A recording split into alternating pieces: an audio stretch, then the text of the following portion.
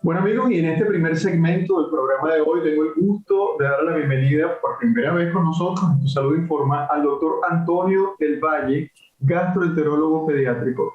Doctor del Valle, bienvenido a Tu Salud Informa, ¿cómo está? Muchísimas gracias, muy bien, bien, ¿y usted?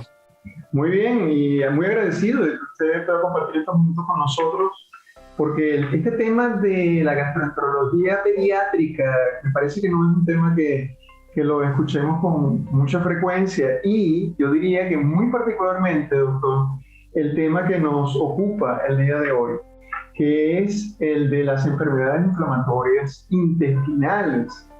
Hemos tenido en el programa a otros especialistas que nos han hablado, pero por supuesto desde el ángulo de los adultos.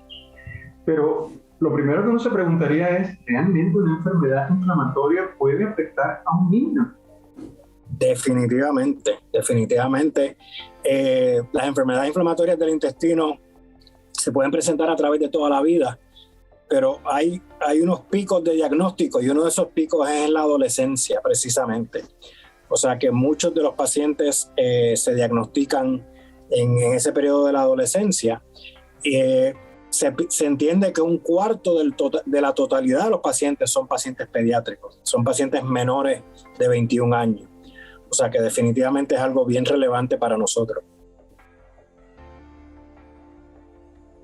Perdón, de todos los pacientes que tienen enfermedades inflamatorias, un tercio corresponde a jóvenes. De un cuarto, una cuarta parte. Un cuarto, perdón, no un tercio, disculpe, un cuarto, sí. Correcto. O sea que uno de cada cuatro realmente son niños, y esto es un número importante. Ahora, doctor, cuando hablamos de enfermedades inflamatorias intestinales, ¿nos podría definir, por favor, de qué se trata y cuáles son los tipos que se engloban dentro de esta categoría? Claro, hay diferentes enfermedades inflamatorias, pero la verdad las dos principales que debemos discutir son la enfermedad de Crohn y la colitis ulcerativa o colitis ulcerosa. Estas dos son las que, ¿verdad? Son dos condiciones crónicas que mayor impacto tienen. Son dos enfermedades que resultan en inflamación persistente de los intestinos. Hay unas diferencias principales, tienen muchas cosas en común, pero hay unas diferencias principales. Primeramente, localización. La enfermedad de Crohn puede afectar cualquier parte del tracto gastrointestinal, entiéndase desde la boca o esófago hasta el ano. Claro, lo más común es intestino grueso, colon e intestino delgado. La colitis ulcerativa se limita al intestino grueso, al colon, ¿verdad? Así que tenemos esa primera diferencia. La segunda diferencia es la extensión del proceso inflamatorio a nivel de las capas del intestino. En colitis ulcerativa, la inflamación se mantiene en la capa más interna, ¿verdad? Lo que llamamos la mucosa, ¿verdad? Que es la superficie interna del intestino. Versus la enfermedad de Crohn, que obviamente está afectada a la mucosa también, pero se puede extender a las otras capas que tiene, ¿verdad?, todo el tracto gastrointestinal. Y eso tiene unas consecuencias bien importantes. El paciente con enfermedad de Crohn puede desarrollar unas complicaciones que no vemos tanto en colitis ulcerativa. Estamos hablando de estrecheces. Una estrechez es cuando un área del intestino se va cerrando, debido a que tejido sano se va sustituyendo por tejido de cicatriz. El paciente desarrolla una estrechez y eso puede llevar a una obstrucción intestinal. La otra complicación que vemos es fístulas. Una fístula es una conexión que se forma del intestino a otra parte del cuerpo, como un camino que se forma entre un área del intestino y otra parte del cuerpo, que puede ser otra área del intestino, puede ser la vejiga, puede ser la piel.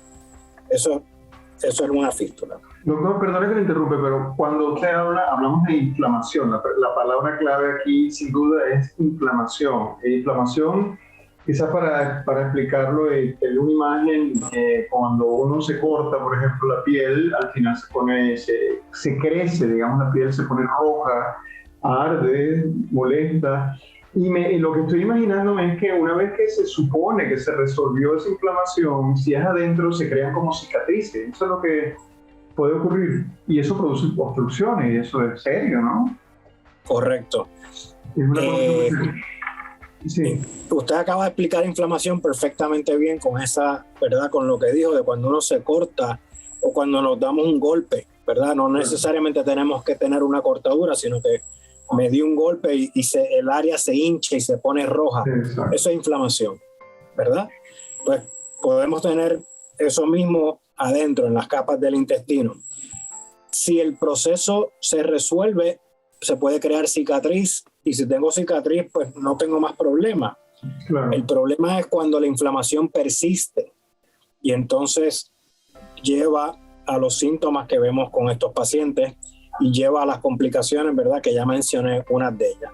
Precisamente, doctor, quería que si pudiéramos puntualizar los síntomas. ¿Qué síntomas podrían guiar a un especialista como usted para pensar en que se trata de una enfermedad inflamatoria intestinal?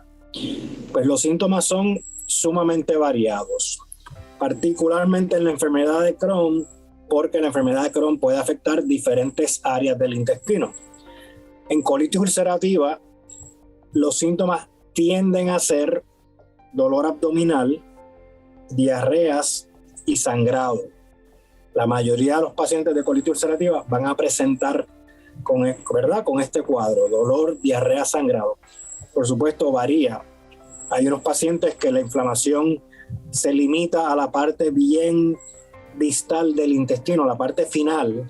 Ese paciente probablemente no va a tener mucho dolor, va a haber sangre en la excreta. O sea que dependiendo de la extensión de la enfermedad van a ser los síntomas, ¿verdad?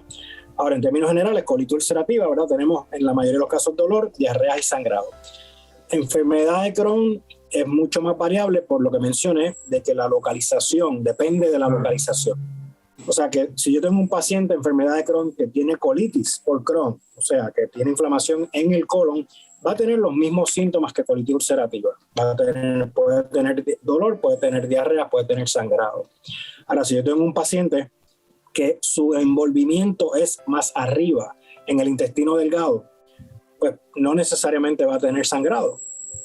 Puede tener dolor, puede tener diarreas, pero puede ser bien variable. Ahora, hay que tener mucho cuidado porque hay pacientes que pueden tener mucha inflamación y no tienen síntomas prácticamente, y eso es donde en la pediatría, ¿verdad? El paciente es diferente que el adulto. Una de las áreas que se afecta puede ser el crecimiento. Esto lo vemos en la enfermedad de Crohn. El crecimiento se puede afectar en colitis ulcerativa también, pero en enfermedad de Crohn puede ser el primer síntoma. Oh, qué interesante. Me explico, o sea, si uno tiene a un niño que no está creciendo bien, yo tengo que considerar dentro de las posibilidades la enfermedad de Crohn, porque hay pacientes que su primer síntoma es que deja de crecer. Doctor, eso ¿se relacionaría con, por ejemplo, dificultades en la absorción de la alimentación o no? Puede estar relacionado a eso, pero no necesariamente, porque en ese momento el paciente no está teniendo problemas de absorción porque no tiene diarreas, ¿verdad? Está alimentándose bien. El problema es que el proceso inflamatorio puede afectar lo que llamamos el eje de crecimiento. El eje de crecimiento son todas estas hormonas que nuestro cuerpo produce para estimular el desarrollo y el crecimiento en los huesos, etc. La hormona de crecimiento y hay otras hormonas envueltas. Y el proceso inflamatorio que está presente no está causando síntomas gastrointestinales todavía, pero sí está empezando a afectar el crecimiento. Y por eso en un % pequeño de los pacientes de enfermedad de Crohn, el primer síntoma puede ser que el niño deja de crecer. Y ese síntoma puede preceder a los síntomas gastrointestinales por varios años. Claro, eso estaba pensando porque usted lo acaba de explicar muy claramente. En el caso del Crohn, dependiendo de la localización, puede ser casi silencioso ese proceso inflamatorio.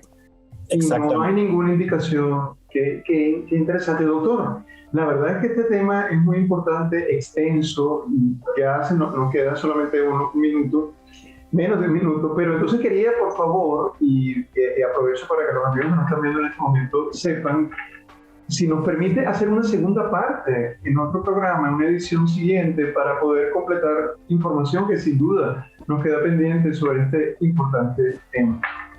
Claro que sí, cuando guste.